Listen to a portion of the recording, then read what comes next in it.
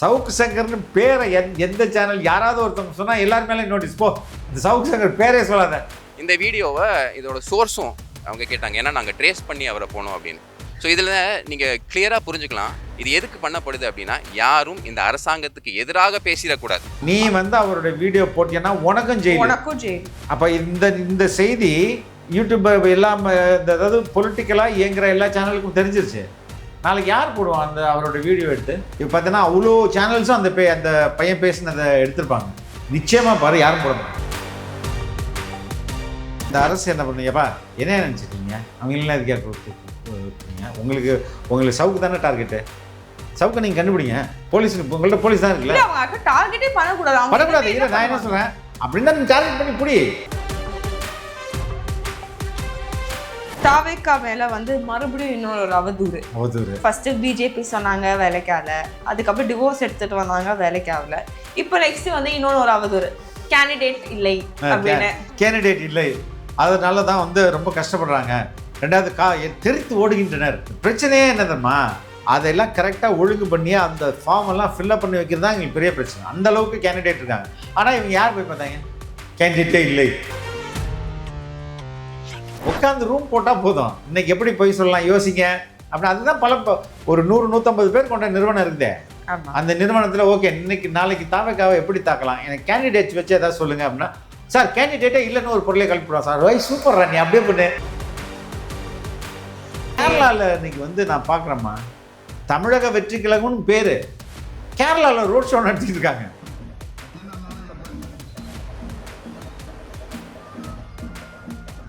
அவ்வளோ சப்போர்ட் கேரளாலேயே.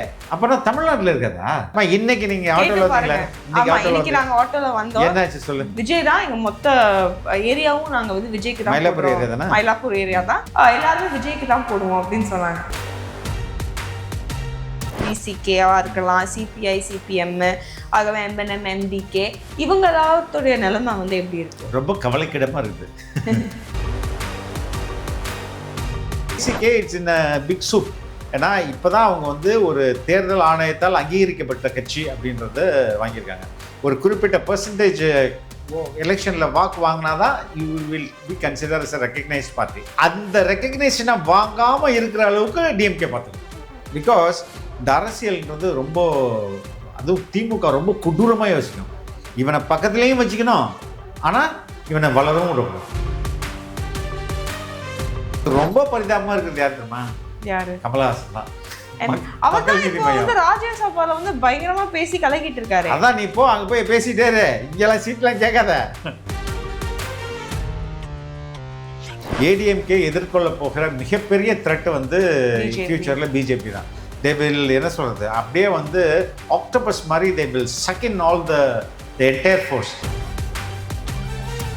ஒரு விஷயம் இதில் என்ன நடந்ததுன்னா, எடப்பாடி தான் சீஃப் மினிஸ்டர் வேட்பாளர்ன்றதை மட்டும்தான் உறுதி பண்ணுறாரு ஒழிஞ்சு அவருடைய இடத்த அவர் பிடிச்சிக்கணும். மற்றபடி பார்ட்டியோட ஃபியூச்சரை பற்றியெல்லாம் அவர் கவலைப்படல. திமுகவுடைய எதிர்காலமே கேள்விக்குறியாயிடுச்சு. இப்போ பார்ப்போம் 26க்கு பிறகு யார் எங்கெங்கே செல்கிறார் என்பது வரலாறு நமக்கு சொல்லும். திமுக அலையன்ஸில் உள்ள குழப்பத்துக்காக இருக்கட்டும், அதிமுகவில் உள்ள குழப்பத்துக்காக இருக்கட்டும், எல்லாருக்குமே ஒருத்தரை பார்த்தால் பயம். அது தலைவர் விஜய்.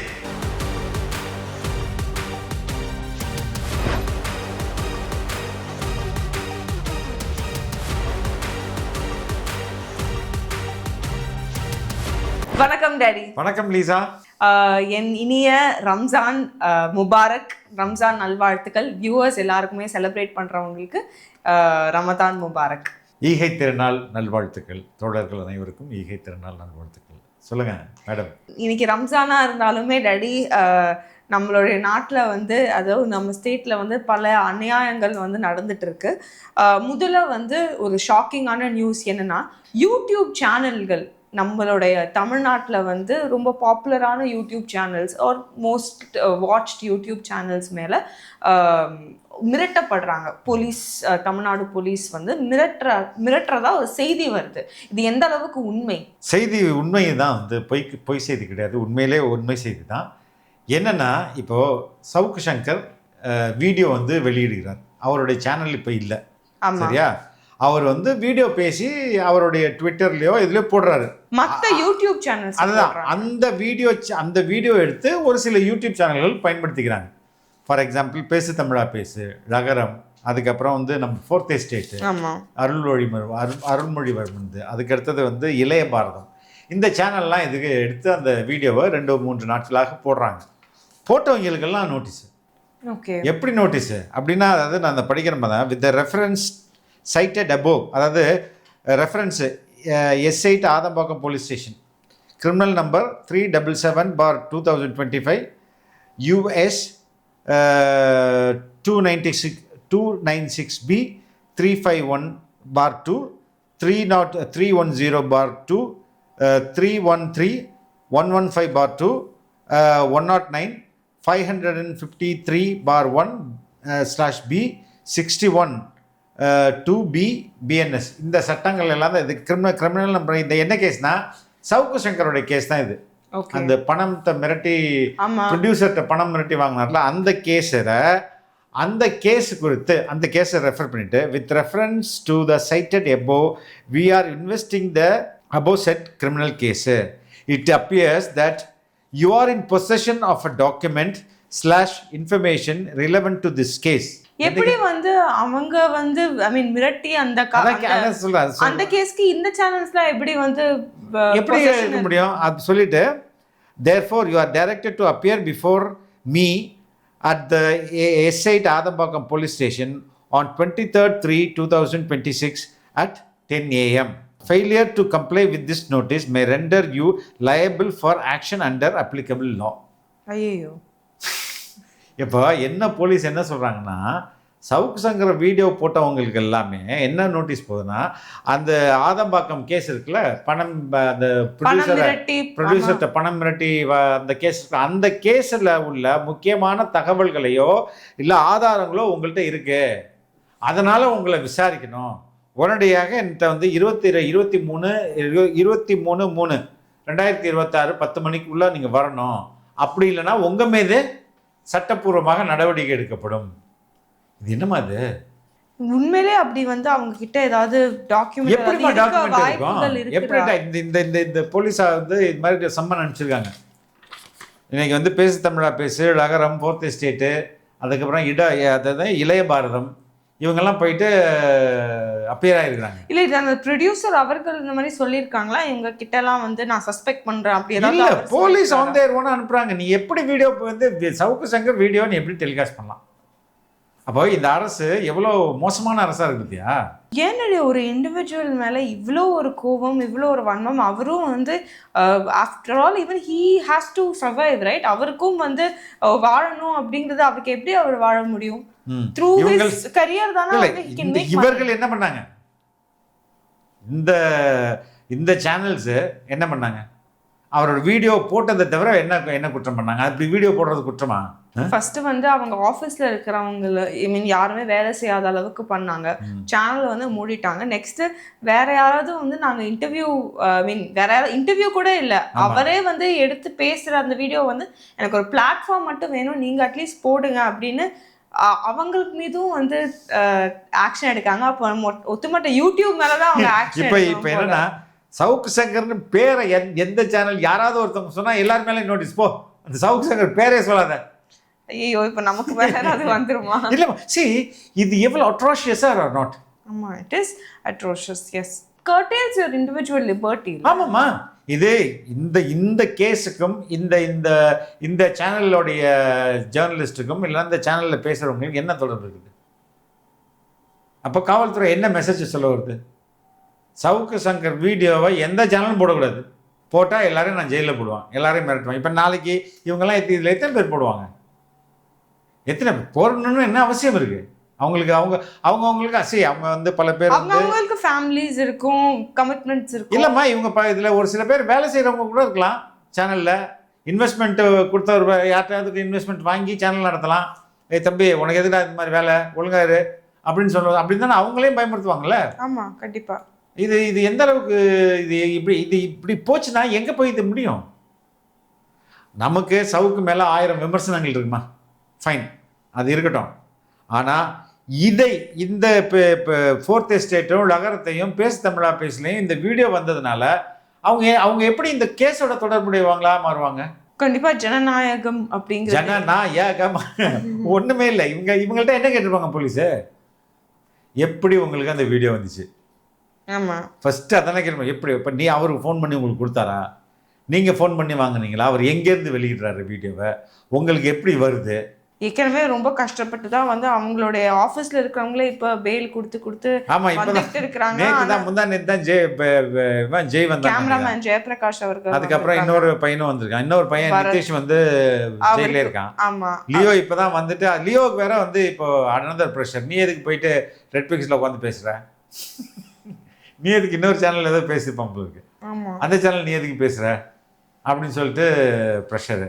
இது இல்ல ஏன் இப்ப கவர்மெண்ட் அதான் இப்ப எலெக்ஷன் நோட்டிபிகேஷனும் வந்துருச்சு. சரி ஃபைன், எல்லாமே வந்துருச்சு. யார் வந்தா என்ன, நாங்க இப்படிதான் அப்படின்றதான். இது என்ன அவங்க சொல்ல வர்ற செய்தி என்னது? சவுக்கு சங்கரை நாங்க எந்த லெவலுக்கு வந்து முடக்குவோமோ அந்த லெவலுக்கு முடக்குவோம். நீ வந்து அவருடைய வீடியோ போட்டியன்னா உனக்கும் ஜெயில். அப்ப இந்த செய்தி யூடியூப் எல்லாம் அதாவது பொலிட்டிக்கலாக இயங்குற எல்லா சேனலுக்கும் தெரிஞ்சிருச்சு. நாளைக்கு யார் போடுவான் அந்த அவரோட வீடியோ எடுத்து? எல்லாருமே வந்து இப்போ எனக்கே வந்து பேசுறது உண்மையே சொல்ல ரொம்ப பயமா இருக்கு எனக்கு. ஏமா பயப்படுற? அது நான் ஏற்கனவே சொல்லியிருக்கேனே. இல்ல அதுதான் ஐ மீன் இப்போ அவங்க எல்லாம் எதையுமே பேசக்கூடாதுன்னா அப்ப என்ன அர்த்தம்? அது இந்த ஸ்டேட்டு எவ்வளோ கேவலமாக இருக்குது அப்படின்றதுக்கு இது ஒரு மிகப்பெரிய எக்ஸாம்பிள்மா. ஒரு பக்கம் பொய்யா சொல்லுவானுங்க, பொய் மட்டுமே நடத்திட்டு இருக்கும். பொய், ரொம்ப கீழ்த்தரமான பேச்சு, அவதூறுகள், கொஞ்சம் கூட வந்து ஒரு இன்ச் ஆஃப் எவிடன்ஸ் இல்லாத ஒரு விஷயத்த பயங்கரமாக பேசிட்டு இருப்பாங்க. அசிங்கசியமாக பேசுவாங்க, பெண்களை கேவலமாக பேசுவாங்க. அவங்களெல்லாம் வந்து அவங்களுக்கெல்லாம் இந்த காவல்துறை வந்து கன்மேன் பாதுகாப்பு கொடுக்குது. பாதுகாப்பாக நீங்கள் போயிட்டு வாங்க, ஏன்னா ரொம்ப அசிங்கமாக பேசுகிறீங்கள, நீங்கள் உங்களை தான் நாங்கள் பாதுகாக்கணும். பெண்களை ரொம்ப இழிவாப்படுத்த பேசுகிறீங்கல்ல, மற்ற அரசியல் தலைவர்கள் எல்லாம் ரொம்ப அசிங்கசியமாக பேசுகிறீங்கல்ல, அதுக்காக நான் உங்களுக்கு பாதுகாப்பு கொடுப்போம், கவர்மெண்ட் ப்ரொடெக்ஷன் கொடுப்போம். ஏன்டி யூடியூப்லேயே வந்து எனக்கு தெரியும் டாடி எவ்வளோ யூடியூபர்ஸ் வந்து பெண்களையும் மற்ற யாரெல்லாம் அந்த திமுக சார்ந்து யாரெல்லாம் இல்லையோ அவங்களெல்லாம் ரொம்ப தரம் குறைவா வந்து அவங்களுக்கெல்லாம் தானே இந்த மாதிரியான கடும் எப்படி சொல்றது நெருக்கடி வந்து கொடுக்கணும். ஏன்னா நீங்க பேசுறது வந்து கொஞ்சம் கூட சரியே இல்லைங்க, ரொம்ப கேவலமா பேசுறீங்க. நீங்க ஒரு ஆதாரமும் இல்லாம, ஒரு எவிடன்ஸும் இல்லாம, நோ கிரெயின் ஆஃப் ட்ரூத் எதுவுமே இல்லாம நீங்க போய் வந்து இவ்வளோ கேவலமா பேசுறீங்க. நீங்க உங்களுக்கு தான் நாங்க நெருக்கடி கொடுக்கணும். அவர்களுக்கு வந்து அரசு கன்மேன் பாதுகாப்பு கொடுக்கும். 24 மணி நேரம் அவங்க போலீஸை எப்படி பயன்படுத்திட்டு வருது இந்த அரசாங்கம்? அசிங்கசிங்கமாக பொய் பேசுகிற யூடியூப் சேனலில் வச்சுட்டு பொய் பேசுகிறவங்களுக்கு பாதுகாப்பு கொடுக்குது. இது ரொம்ப நேர்மை. ஐ திங்க் அந்த போலீஸே வந்து அவங்களுக்கே தெரியும் போலச்சா நம்ம இவனுக்கெல்லாம் வந்து பாதுகாப்பு கொடுக்குறோமேடா, நம்ம யோசிச்சு பாருங்க. அவங்க மனசே ரொம்ப நொந்துப்பாங்க. அவங்களே யோசிச்சிருப்பாங்க, நம்ம வந்து இவ்வளோ கஷ்டப்பட்டு நம்ம ஒரு வேலையில கமிட்மெண்டோட இருக்கிறோம் அப்படின்னு பார்த்தா இவனுக்கெல்லாமா நான் பாதுகாப்பு அப்படின்றத அவங்களே ரொம்ப கேவலமா நினைப்பாங்க. பட் இது is it a correct approach? கண்டிப்பா இல்ல. ஆனா இதுவே வந்து இப்ப பாரு, இத வச்சு வந்து நிறைய பேர் உருட்டுவாங்க. இந்த நியூஸ்லயே வந்து நிறைய இந்த சேனல்ல வந்து எனக்கு வந்து உடன்பாடுகள் இல்லாத சேனலும் இருக்குது, அது இருந்துட்டு போகுது. பட் அவன் சவுக் சங்கருடைய வீடியோவை கொண்டு வந்து அவன் சேனலில் டெலிகாஸ்ட் பண்ணுறாங்க அப்படின்ற ஒரே காரணத்துக்காக அவங்களெல்லாம் சம்பன் பண்ணி நீ வந்து என்ன சொல்லியிருப்பாங்க, இனிமேல் போட்ட அவ்வளோதான் உன்னை தூக்கி உள்ள வச்சோம், ஐயா சாமி போடவே மாட்டாங்க அப்படின்னு தான் பல பேர் சொல்லியிருப்பாங்க. ஆமாம், இதை வந்து அமைதியாக இருப்பது ரொம்ப ரொம்ப ஆபத்தானது. இது வந்து என்ன சொல்கிறது, மற்ற சேனல்களும் எல்லாம் வந்து எடுத்தாங்க. இன்றைக்கி அந்த பேட்டியை பார்த்துருவோம். இந்த வீடியோனால் எடுக்க முடியாது. இந்த வீடியோவை இதோட சோர்ஸும் அவங்க கேட்டாங்க, ஏன்னா நாங்கள் ட்ரேஸ் பண்ணி அவரை போனோம் அப்படின்னு. ஸோ இதில் நீங்கள் கிளியராக புரிஞ்சுக்கலாம் இது எதுக்கு பண்ணப்படுது அப்படின்னா, யாரும் இந்த அரசாங்கத்துக்கு எதிராக பேசிடக்கூடாது. அப்படி அரசாங்கத்துக்கு எதிராக பேசி அந்த கருத்துக்களை நீங்கள் கொண்டு போய் போட்டீங்க அப்படின்னா உங்களை நாங்கள் வந்து சமன்ஸ் கொடுத்து வெயிலில் நிற்க வச்சு உங்களையும் வந்துட்டு நாங்கள் வந்து ஒரு பிரச்சனைக்குள்ளாக்குவோம், பொருளாதார ரீதியாக உங்களை முடக்க முயற்சி பண்ணுவோம் அப்படிங்கிற indirect threat of the state. So ஒரு அரசாங்கம்ங்கிறது சட்டத்தில் சொல்லியிருக்காங்கன்னா, எந்த விஷயத்தை நீங்கள் டைரெக்டாக பண்ண முடியும் அப்படி பண்ண முடியாதோ அதை இன்டைரக்டாகவும் பண்ண முடியாது. ஸோ இப்போ சவுக்கு சங்கரை நீங்கள் முடக்கணும் அப்படின்னா இந்த மாதிரி சேனல் எல்லாத்தையும் வச்சு நீங்கள் அவங்கள மிரட்டி இந்த மெசஞ்சர் ஷூட்டிங் த மெசஞ்சர் அப்படிங்கிற வேலையை இவங்க பண்ணறதுக்குண்டான ஒரு முயற்சி அப்படிங்கிறது தான் என்னோட புரிதல். ஸோ நான் இன்வெஸ்டிகேட்டிங் ஆஃபீஸர்கிட்ட சொன்னேன், என்னோட மனசாட்சிப்படி இந்த கேஸுக்கும் எனக்கும் எந்த விதமான சம்பந்தமும் கிடையாது. நீங்கள் இன்வெஸ்டிகேட் பண்ணுறீங்க அப்படின்னா நானும் ஒரு சேனல் வச்சுருக்கேன், எனக்கும் எத்திக்ஸ் இருக்குது. என்னோட சோர்ஸை இந்த விஷயத்தில் ரிவீல் பண்ண வேண்டிய தேவை எனக்கு கிடையாது. அப்படி இருந்தால் நீங்கள் கோர்ட்டோட ஆர்டரோட காப்பி காட்டுங்க, இவருக்கு இன்டரிம் பெயில் இல்லை, இவர் வந்து ஒரு ஃபியூஜிட்டிவாக இருக்காரு அப்படிங்கிற விஷயத்தை நீங்கள் காட்டுங்க, நீதிமன்றம் சொல்லியிருக்கா அப்படின்னு காட்டுங்க, அதுக்கப்புறமா நம்ம சொல்கிறோம் அப்படின்னு. இப்போ பார்த்தீங்கன்னா அவ்வளோ சேனல்ஸும் அந்த அந்த பையன் பேசினதை எடுத்திருப்பாங்க. நிச்சயமாக பாரு யாரும் போட மாட்டாங்க, யாருமே இந்த பேட்டியை போட மாட்டாங்க. இது இது இவங்களுக்கு புரிய மாட்டாங்க இது யூடியூப் சேனலு அப்படின்னு நினைக்கிறேன். இது எல்லாருக்குமே நாளைக்கு வரும். திரும்ப திரும்ப நான் சொல்றது, உங்களுக்கும் நாளைக்கு இது வரும்.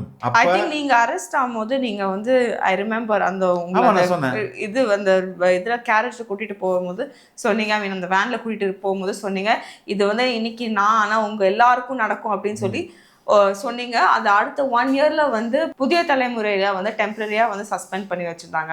அதுக்கப்புறம் தொடர்ந்து மற்ற யூடியூப் சேனல்ஸ், இப்போ சவுக்கு நெட்வொர்க்கா இருக்கட்டும், இப்போ நீங்க சொல்ற மாதிரி 3-4 யூடியூப் சேனல், இவங்களுக்கு எல்லாருக்குமே வந்து பிரச்சனை நடந்தது.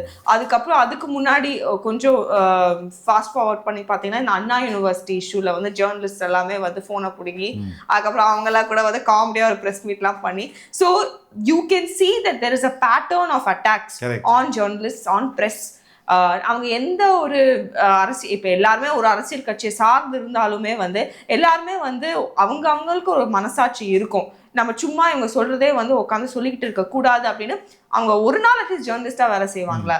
அப்போ அந்த ஒரு நாள் வந்து அவங்களுக்கு இந்த மாதிரி பிரச்சனைகள் வரதுனால மேபி அவங்க பண்ணாம இருப்பாங்க. But this pattern has been recurring. நீங்க அதை சொன்னதுக்கு அப்புறம் எனக்கு அதான் ஞாபகம் வந்துச்சு. என்னன்னா இந்த அரசு என்ன பண்ணுங்கப்பா, என்ன நினைச்சிட்டீங்க, அவங்களெல்லாம் இதுக்கே கொடுத்துங்க, உங்களுக்கு சவுக்கு தானே டார்கெட்டு, சவுக்கு நீங்க கண்டுபிடிங்க, போலீஸ் உங்கள்ட்ட போலீஸ் தான் இருக்குல்ல, அவங்க டார்கெட்டே பண்ணக்கூடாது. இல்லை நான் என்ன சொல்றேன், அப்படின்னு தான் டார்கெட் பண்ணி பிடி. எதுக்கு இவங்கள்ட்ட வந்து பிடிச்சிட்டு இல்லை சின்ன பசங்கம்மாங்க. அப்போதான் இப்போதான் அருள்மொழிவர்மன்னா குழந்தை எல்லாம் ரொம்ப சின்ன குழந்தை, இப்போதான் ஸ்கூலில் சேர்க்குற ஏஜ். அந்த டைமில் அவன் இப்போ எவ்வளோ வந்து மன உளைச்சலுக்கு ஆளாக வேண்டியிருக்கும். கண்டிப்பா புரியுதா, எவ்வளோ பயமாக இருக்கும். இதெல்லாம் ரொம்ப ரொம்ப தப்பு, கண்டிக்கத்தக்கது. இருந்தாலும் யாரும் பேச மாட்டாங்க, நம்மனாச்சும் பேசுவோம் அப்படின்றதை குறிக்கொண்டு அடுத்ததுக்கு நகர்வோம். அடுத்தது அவதூறுகள் பத்தி எப்பவுமே நம்ம வந்து ஒரு செக்ஷன் வச்சுக்கணும் போல நம்மளுடைய அவதூறுகள். ஆமா, நம்மளோட இன்டர்வியூல அவதூறு, எஸ்பெஷலி டிவிகே அவதூறு அப்படின்னு ஒரு ஸ்பெஷல் பல செக்மெண்ட் தானே சொல்லுவாங்க. First segment, second segment, third செக்மெண்ட்னு. அப்போ செகண்ட் செக்மெண்ட் தாவேகா மீது பரப்பப்படும் அவதூறுகளும் அதற்கான உண்மைகளும் அப்படின்றத ஒன்று வச்சுக்கணும்னு நினைக்கிறேன். ஆமா, தாவேகா மேல வந்து மறுபடியும் இன்னொரு அவதூறு. ஃபர்ஸ்ட் பிஜேபி சொன்னாங்க வேலைக்கால, அதுக்கப்புறம் டிவோர்ஸ் எடுத்துட்டு வந்தாங்க வேலைக்காவல, இப்போ நெக்ஸ்ட் வந்து இன்னொரு அவதூறு, கேண்டிடேட் இல்லை அப்படின்னு. கேண்டிடேட் இல்லை, அதனால தான் வந்து ரொம்ப கஷ்டப்படுறாங்க. ரெண்டாவது தெரித்து ஓடுகின்றனர். கூட்டணி இல்லை என்று தெரிந்தவுடன் தாவேகாவுக்கு வேட்பாளர்களே இல்லை, எல்லாரும் தெரித்து ஓடுகின்றனர். எனக்கு தான் உண்டானால என்ன நடக்குது தெரியும். அதாவது இந்த கேண்டிடேட்டை விளக்குறதுலே பெரிய பிரச்சனை இருக்குது. அவ்வளோ போட்டி ஒவ்வொரு இடத்துலையும். அந்த போட்டியிலேருந்து எப்படி சரியான கேண்டிடேட்டை இறங்கினா, ஏன்னா அதில் நிறைய பேர் பல ஆண்டுகளாக ஒர்க் பண்ணவங்க இருக்கிறாங்க, புதுசாக வந்தவங்க இருக்கிறாங்க. அதுக்கடுத்தது நிறைய ஒவ்வொரு என்ன சொல்கிறது, ஒவ்வொரு தொகுதிக்கும் பல பேர் போட்டி போடுறாங்க. பிரச்சனையே என்னதுமா, அதெல்லாம் கரெக்டாக ஒழுங்கு பண்ணி அந்த ஃபார்ம் எல்லாம் ஃபில்லப் பண்ணி வைக்கிறது தான் எங்களுக்கு பெரிய பிரச்சனை. அந்த அளவுக்கு கேண்டிடேட் இருக்காங்க. ஆனால் இவங்க யார் போய் பார்த்தாங்க, கேண்டிடேட்டே இல்லை அப்படின்னு சொல்லிட்டு அது அடுத்த ஒரு திமுக ஸ்பை இருக்கு போல. திமுக ஸ்பை எல்லாம் வேணாமா, உட்காந்து ரூம் போட்டால் போதும். இன்னைக்கு எப்படி போய் சொல்லலாம் யோசிங்க அப்படின்னு. அதுதான் பல ஒரு 100-150 பேர் கொண்ட நிறுவனம் இருக்குதே. அந்த நிறுவனத்தில் ஓகே இன்னைக்கு நாளைக்கு தாவேகாவை எப்படி தாக்கலாம், எனக்கு கேண்டிடேட்ஸ் வச்சு ஏதாவது சொல்லுங்க அப்படின்னா, சார் கேண்டிடேட்டே இல்லைன்னு ஒரு பொருளை கழிப்பிடுவோம் சார், வை சூப்பர் நீ அப்படியே பண்ணு அப்படின்னு சொல்லி அதை வந்து பத்திரிகைகளுக்கும் ஊடகங்களுக்கும் எல்லாம் சொல்லி வெவ்வேறு விதத்தில் எல்லாரும் இந்த அவதூறு வந்துச்சு. வேட்பாளர்களே இல்லை அப்படின்னு ஒரு அவதூறு வந்துச்சு. வேட்புமனு மற்ற கட்சியெல்லாம் அடிச்சுது. இங்கே வந்து ஒரு நாள்லேயே 10,000 வேட்புமனு விற்று போச்சு. அப்படி இருக்கும்போது அதுக்கப்புறம் ஆன்லைனில் அவ்வளோ பேர் டவுன்லோட் பண்ணாங்க. சரி, அதை திருப்பி கொடுக்கல அப்படின்ற மாதிரி ஒரு பொருளை கழிப்பிட்டாங்க. புரளி அவதூறு தானே, அதில் இதுவும் ஒரு அவதூறு. உண்மையில் நான் சொல்கிறேன், பலர் போட்டி, ஒவ்வொரு தொகுதிக்கும் பல பேர் போட்டி போட்டுட்டு இருக்காங்க. அதை வந்து ஜார்ட் லிஸ்ட் பண்ணுறதே வந்து அவ்வளோ கஷ்டமாக இருக்குது.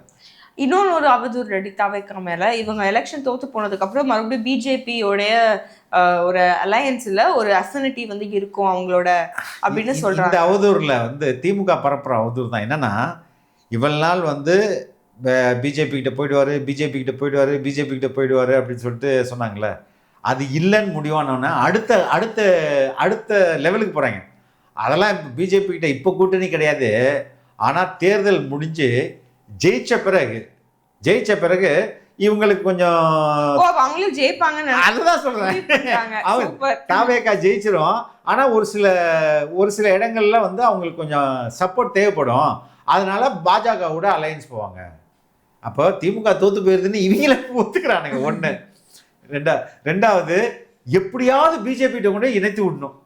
அப்ப கடைசியா என்ன, அதனால் சொல்கிறேன், நீங்கள் போடுகிற ஒவ்வொரு தாவேகாவுக்கு விழுகிற ஒவ்வொரு வாக்கும் அது பிஜேபிக்கு போடுற மாதிரி அப்படின்னு சொல்லிட்டு இன்னைக்கு வந்து அந்த அளவுக்கு இறங்கிட்டாங்க. ஏன்னா அந்த அளவுக்கு பயம் வந்துருச்சு. உண்மையிலே I am telling you, this election, இந்த 2026 தேர்தல் என்பது 50 ஆண்டுகளுக்கு ஒரு முறை வரக்கூடிய ஒரு தேர்தல். கேரளால இன்னைக்கு வந்து நான் பார்க்குறேம்மா, தமிழக வெற்றி கழகம்னு பேரு, கேரளாவில் ரோட் ஷோ நடத்திட்டு இருக்காங்க. டிவி கேட்க அந்த வீடியோவும் நான் முடிஞ்சா நான் போடுறேன். இதில்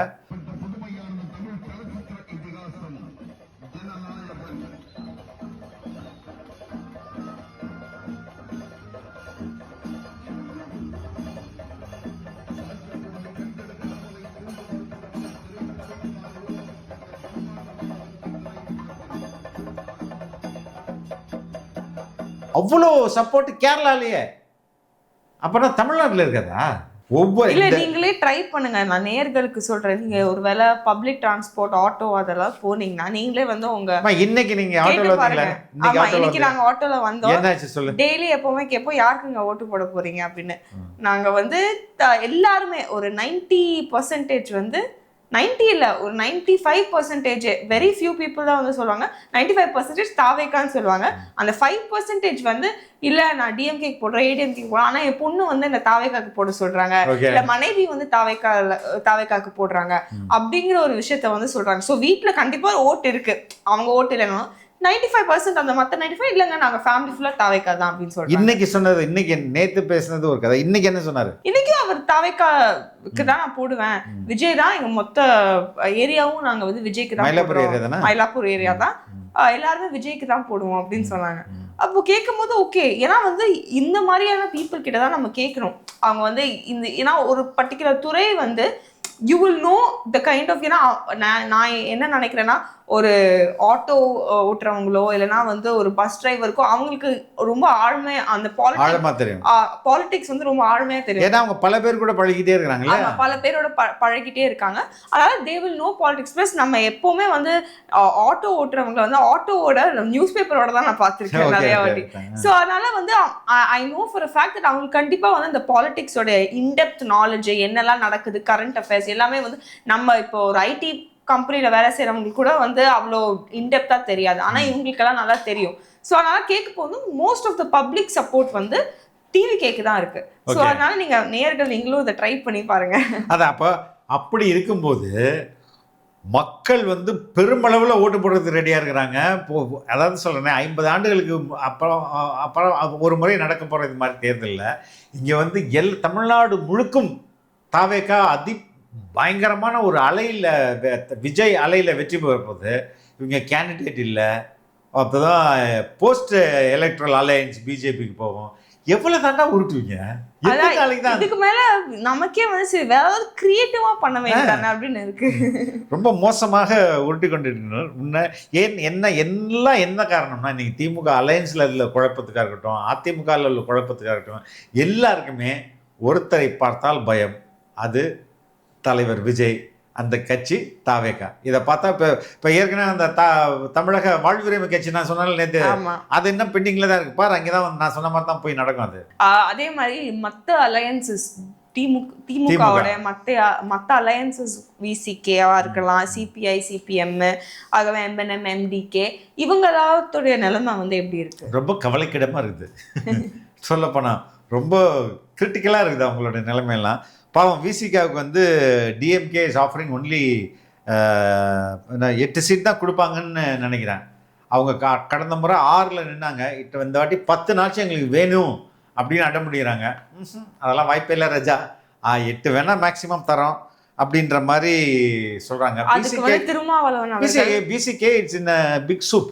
ஏன்னா இப்போ தான் அவங்க வந்து ஒரு தேர்தல் ஆணையத்தால் அங்கீகரிக்கப்பட்ட கட்சி அப்படின்றத வாங்கியிருக்காங்க. ஒரு குறிப்பிட்ட பர்சன்டேஜ் எலெக்ஷனில் வாக்கு வாங்கினா தான் you will be consider as a recognised party. அந்த ரெக்கக்னேஷனை வாங்காமல் இருக்கிற அளவுக்கு டிஎம்கே பார்த்துக்கும். பிகாஸ் இந்த அரசியல்ன்றது ரொம்ப, அதுவும் திமுக ரொம்ப கொடூரமாக யோசிக்கும். இவனை பக்கத்துலேயும் வச்சுக்கணும், ஆனால் இவனை வளரவும் விடக்கூடாது. இவன் நம்மளை விட வளர்ந்துடக்கூடாது, ஆனால் நம்ம இவனோட ஹெல்ப் நமக்கு தேவை. அது மாதிரி டைட்டாக வச்சு நெருக்குவாங்க. அந்த இடத்துல வந்து ரெண்டாவது திமுக என்ன நினைக்குதுன்னா, விசிகாவுடைய ஓட்டு வங்கி, வாக்கு வங்கி அப்படின்றது, ஓட் பேங்க் அப்படின்றது, அதை வந்து தாவேக்கா அடித்து நொறுக்கிருச்சு. அவங்க தாவேக்காவுக்கு பலர் போயிட்டாங்க. இப்போ எம்டி ஷெல் தான் வந்து டிஎம்கே இருக்குது, விசிகே இருக்குது. இந்த எம்டி ஷெல்லுக்கு நம்ம எதுக்கு கொடுக்கணும் அப்படின்ற ஆர்குமெண்ட் அவங்க வைக்கிறாங்க. புரியுதா? அப்போ விசிகே ரொம்ப சிக்கலான நிலையில் இருக்குது. 8 சீட்லாம் வந்து வாங்கிட்டுலாம் வந்து நின்னா எப்படி, எவ்வளோ நாள் தான் வந்து கேண்டட்ஸ் எப்படி உங்களுக்கு வந்து சப்போர்ட் பண்ணுவான்? எவ்வளோ நாள் தான் 8 சீட்டு 6 சீட்டு 2 சீட்டு 3 சீட்டு இப்படியே நீங்கள் இருப்போம். அதில் வந்து இந்த 8 சீட்டு கொடுத்தாலும் அதில் வந்து ஒரு 6 சீட்டை நீங்கள் வந்து உதயசூரியனில் கண்டெஸ்ட் பண்ணுங்கன்னு. ஓகே, வேணா ஒரு 2 சீட்டு 2 உங்களது பானையில் நின்றுங்க, ஒரு 8 சீட்டு இங்கே பண்ணுங்க அப்படின்னும் போது அந்த கிடைச்ச ரெக்கக்னிஷனும் போயிடும். அப்போ விசிகே வந்து அவசரப்பட்டு நாங்கள் அங்கே தான் இருக்கோம் டெய்லி காலையில் சொன்னேன், திமுக கூட்டணியில் தான் இருக்கோம், எங்களை யாரும் பிடிக்க முடியாது, திமுக கூட்டணியில் தான் இருக்கோம், எங்களை யாரும் பிடிக்க முடியாதுன்னு சொல்லி திமுக என்ன நினச்சிச்சு, சரி இவங்க வேறு வழியே இல்லை, நம்ம கூட தான் கடைசி வரையும் இருப்பாங்க, அவன் 8 போதும் அப்படின்ற மாதிரி நினச்சி காங்கிரஸுக்கு 28, இவங்களுக்கு 8. ஆனால் காங்கிரஸை விட அதிகமாக வளர்ந்துருக்குது விசிகே. ஆனால் 8 தாண்ட விட மாட்டாங்க. காரணம் என்ன சொன்னேன், பல ஆங்கிளில் கணக்கு பண்ணி இந்த கட்சியை வளர்த்து விட்டோம்னா நாளைக்கு நமக்கு ஆபத்து, அப்போ இங்கே முடிச்சுது அப்படின்ற இதில் அவங்க வந்து ஒர்க் பண்ணுவாங்க.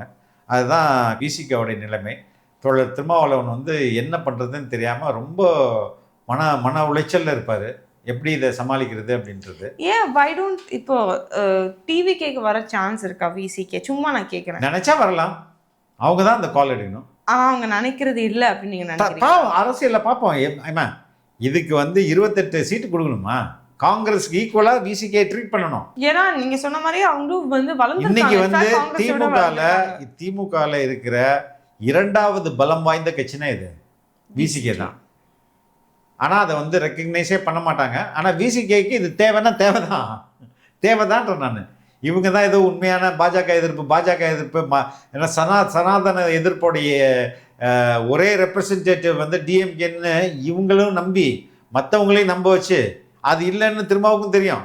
ஆனால் வேறு வழி இல்லை, ரொம்ப உள்ளே போயிட்டாரு. இனிமேல் அவர் வெளில வர்றதுக்கு 8 சீட்டோட அவர் அங்கேயே இருக்க வேண்டியதான். அதுதான் நிலைமையாக இருக்கும்னு நான் நினைக்கிறேன். சரி, இன்னும் ஒரு கட்சி இருக்கு டேடி, தமிழ்நாட்டில் கண்டெஸ்ட் பண்ணிட்டு இருக்கு, ஏடிஎம்கே டேடி. அதுக்கடுத்தது போவோம் ஏடிஎம்கே. இப்போ சிபிஐ சிபிஎம்லாம் பார்க்கணும்ல. ஓகே. சிபிஐ வந்து ஏற்கனவே போன தேர்தலில் 6 இடத்துல நின்னாங்க.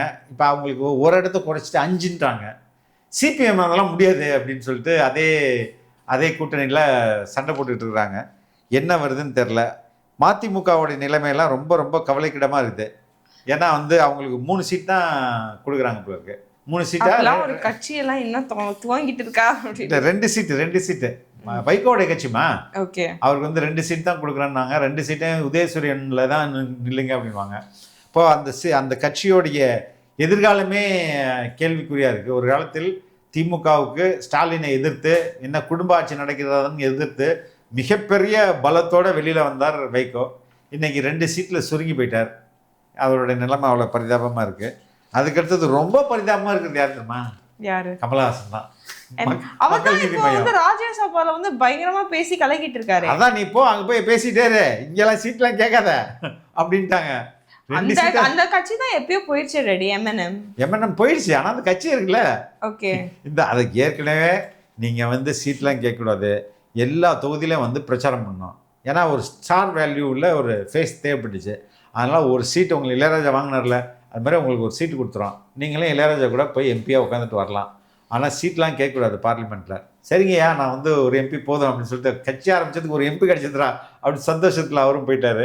இப்போ லோக்கல் பார்லிமெண்ட் அசம்பிளி எலெக்ஷன்ல நிக்கணும்ல, ஆமா 6 10 கேட்டாருன்னு வச்சுக்கோங்க. 6 10 என்ன பேசுற நீ அப்படின்னு சொல்லிட்டு, விசிகேக்கு நாங்க 8 தான் கொடுத்துட்டு அவங்களே சும்மா இருக்கிறாங்க, நீங்க என்ன இவ்வளவு கேக்குறீங்க அப்படின்னு சரி 2 வச்சுங்க போங்க அப்படின்னு இருப்பாங்க போல இருக்கு. அந்த 2 உதயசூரியன்ல நில்லுங்கன்னு வாங்க. இதை விட அவமானம் வந்து கமலஹாசனுக்கு இல்லவே இல்லை. ஆனால் தேவைதான்.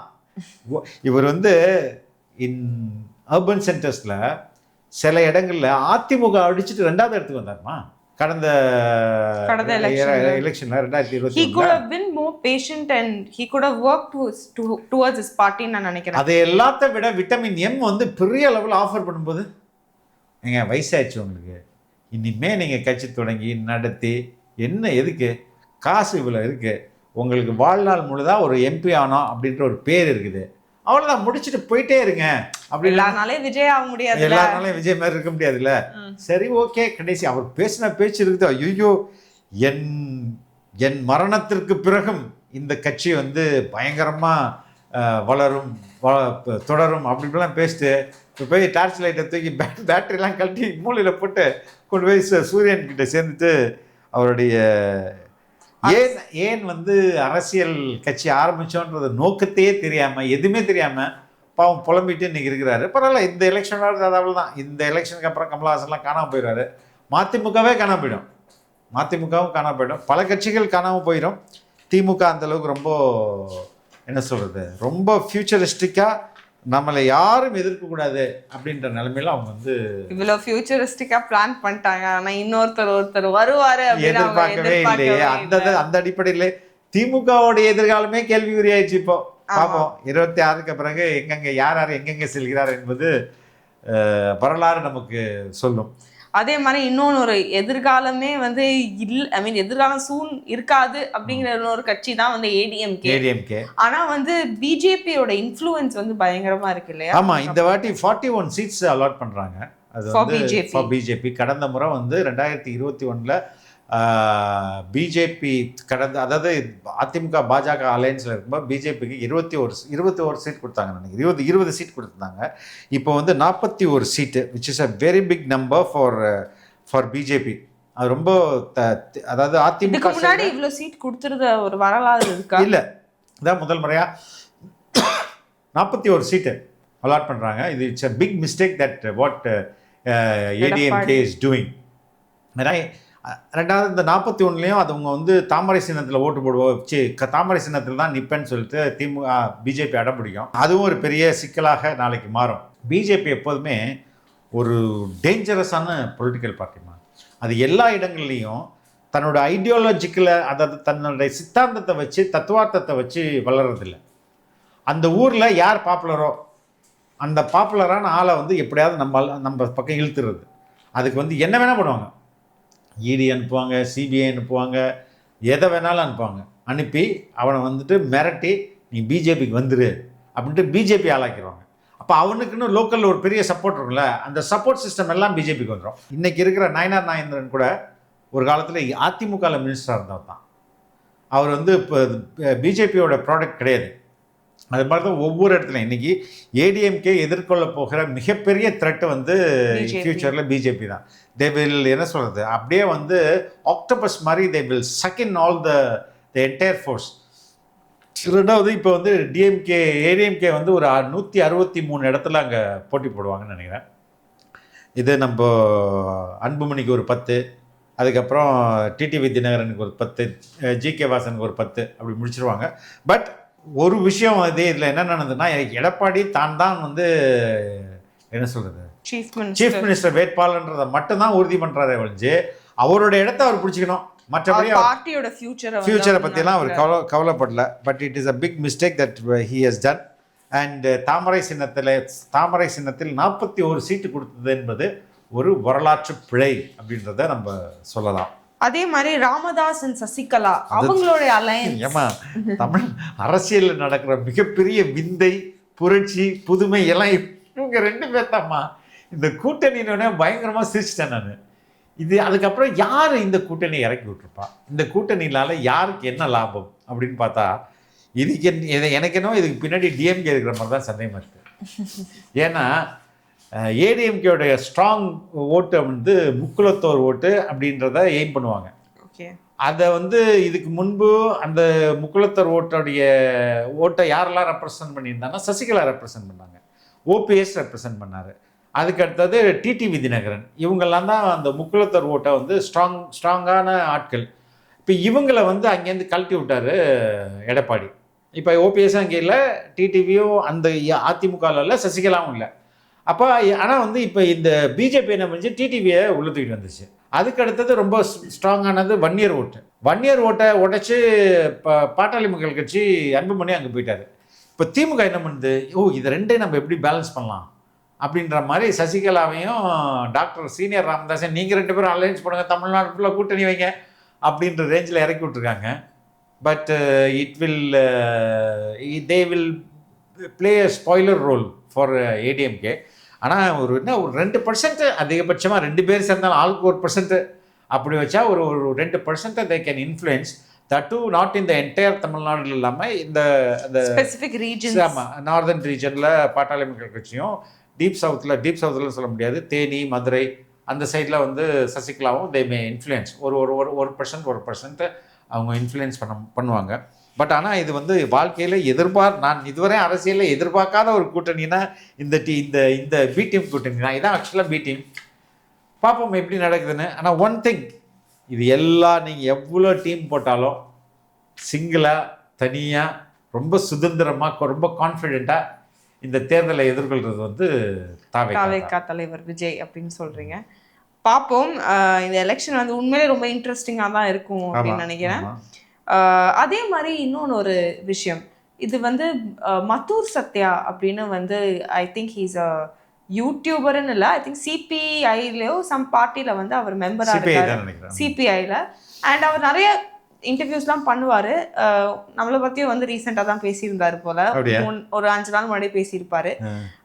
அவர் வந்து இன்னைக்கா நேத்துன்னு நினைக்கிறேன் அரெஸ்டட். அண்ட் அதுவும் வந்து பாலியல் வன்கொடுமை அதுல வந்து அவர் அரெஸ்ட் ஆயிருக்காரு. அவர் பார்ட்டியே வந்து அவரை வந்து கம்ப்ளைண்ட் பண்ணி அரெஸ்ட் பண்ண வச்சிருக்காங்க. ஹி வாஸ் இன் ஹைடிங் இன் பெங்களூர். இது வந்து I don't want to get into what he says and all of that, ஏன்னா வந்து that is beyond my scope. ஆனா வந்து this opens up a different question இல்லையா? உங்களை மாதிரி ரொம்ப ரிபலா இருக்கிற ஒரு லெஃப்ட் ப்ரொக்ரெசிவ் வியூஸ் இருக்கிற மென் எல்லாருமே வந்து அந்த ஐடியாலஜியை வந்து அவங்க எவ்வளோ பின்பற்றுறாங்க அப்படிங்கிறது ஒரு கொஸ்டின் மார்க்காக இருக்கு. ஏன்னா வந்து அவங்க இப்படிப்பட்டவங்க வந்து இந்த மாதிரியான ஒரு கேஸில் வந்து மாட்டிருக்கவே கூடாது அப்படின்னு நான் நினைக்கிறேன். What is your opinion on this? I have nothing to say on it, because என்னை பொறுத்தவரை அது ஒரு இண்டிவிஜுவல் ப்ராப்ளம். அவர் பியாண்ட் தட் எனக்கு why should I be bothered? அவர் ரீசெண்டா உங்க எல்பிஜி பத்தி ஒன்னு சொல்லியிருந்தாங்க. ஆமா, நம்ம பேசணும். எஸ், அதுல வந்து அவங்க சொல்லியிருந்தாங்க இந்த மாதிரி அவர் எப்படி இப்படி சொல்ல முடியும், எலிட் பாலிடிக்ஸ்னு சொல்லியிருந்தாங்க. அது வந்து உங்க எக்ஸ் எம்ப்ளாயி இவர் வந்து அது எப்படி அவர் அந்த மாதிரி சொல்ல முடியும், எவ்வளோ பேருக்கு வந்து பிலோ பாவர்ட்டி லைன் 40%க்கு வந்து நியூட்ரியன்ட் வேல்யூ எவ்வளோ கம்மியா இருக்கு. Below poverty line 40%. அவர் அப்படி சொல்லியிருக்கிறாரு. தமிழ்நாட்டுல ஏன்னா நான் பார்த்தா தமிழ்நாட்டுல வந்து அந்த poverty percentage was 4 to 2%. And இவங்களுக்கெல்லாம் இவங்க நியூட்ரியன்ட் வேல்யூ என்னன்னு தெரியுமா? இது என்ன காமெடினா, ஒருத்தர் இன்டர்வியூ பண்றவங்க I think she's a doctor. So வந்து அவங்களும் வந்து தலையாட்டிக்கிட்டு இருக்காங்க. பட் இவர் வந்து கேட்குறாரு இந்த மாதிரி அவங்களுக்கெல்லாம் வந்து அரிசி தான் வந்து இம்பார்ட்டன்ட்டு, அரிசி தான் சாப்பிடணும், இவங்க வந்து உட்காந்து இந்த ஃப்ரூட்ஸ் சாப்பிட்றாங்க, இது ஃப்ரூட்ஸ் சாப்பிட சொல்லுங்க, இது வெஜிடபிள் சாப்பிட சொன்னா அவங்களால அதெல்லாம் அஃபோர்ட் பண்ண முடியாது, இதெல்லாம் ஒரு தற்குறித்தனம் அப்படின்னு வந்து சொல்லியிருந்தாங்க. ஆனால் ஆக்சுவலாக நான் இப்போ ஸ்டாட்டிஸ்டிக்ஸ் பார்க்கும்போது தமிழ்நாடு வந்து has been consuming serials more then the average அப்படின்னு தான் வந்து வந்திருக்கு. ஸோ இந்த மாதிரியான ஒரு அதான் நான் சொல்கிறேன், ஃபேக் நேரட்டிவ்ஸ் வந்து ஸ்டாட்டிஸ்டிக்ஸ் மூலமாகவும் இல்லைனா வந்து சோ கால்ட் சூடோ இன்டெலெக்சுவல்ஸ் மூலமாகவும் ஸ்ப்ரெட் பண்ணி ஒரு பர்டிகுலர் பார்ட்டிக்கு வந்து நீங்கள் ஓட் பண்ணுவீங்க, ட்ரூ இன்டெலெக்சுவலாக இல்லாமல் ட்ரூவாக வந்து என்ன நடக்குதுன்னு வந்து அனலைஸ் பண்ணாமல் யூனோ ஒரு ஒரு ஒரு அரசியல் ஒரு ஒரு எலக்ட்ரல் vote வந்து நீங்க இன்ஃப்ளூயன்ஸ் பண்றதுக்காகவே வந்து பேசக்கூடிய நபர்கள் who also claim themselves to be intellectuals. இந்த விதமான அது சொசைட்டியில் எல்லா டைம்லையும் இருக்கும், அதை நம்ம அவாய்ட் பண்ணவே முடியாது. நான் இப்பயும் சொல்கிறேன், தமிழ்நாடு இந்தியா வந்து தான் வந்து டயபெட்டிக்கோட ஹெட் குவார்ட்டர்ஸ் அப்படின்றாங்க.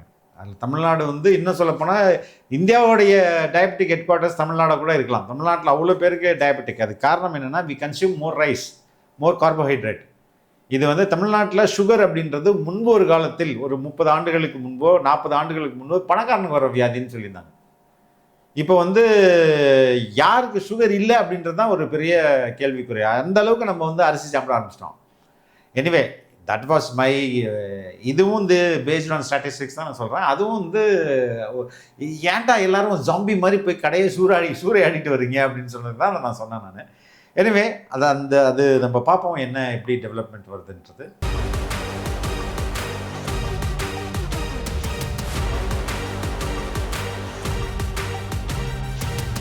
ரொம்ப ரொம்ப நன்றி ரெடி. தேங்க்யூ. ரொம்ப ரொம்ப நன்றி லீசா. தொடர்ந்து விவாதிப்போம், உண்மையிலே தொடர்ந்து விவாதிப்போம். ஒழுங்காக ஆஃபீஸ்க்கு வந்துடணும். ஓகே, நன்றி நன்றி நன்றி. தேங்க்யூ.